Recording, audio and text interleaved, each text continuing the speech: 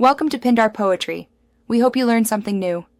You start by getting to the exact control panel that houses color filters.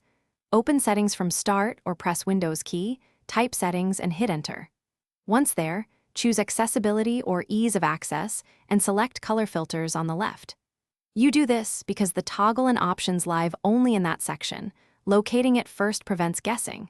Make sure the page fully loads so the toggle and filter previews appear before you proceed to change anything. You now turn the filter off.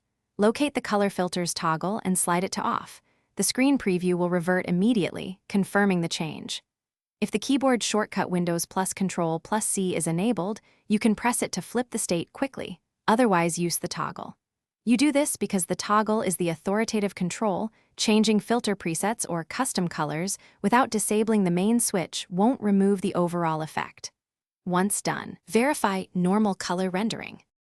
Finish by confirming the change across a few apps and an image so you know colors are restored system-wide. If the toggle shows off but you still see a tint, sign out and sign back in or restart the PC. Some changes require a session refresh.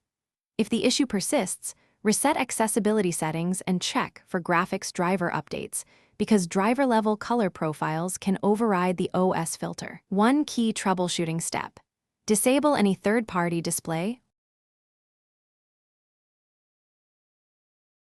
Thanks for watching. Consider subscribing if we helped you.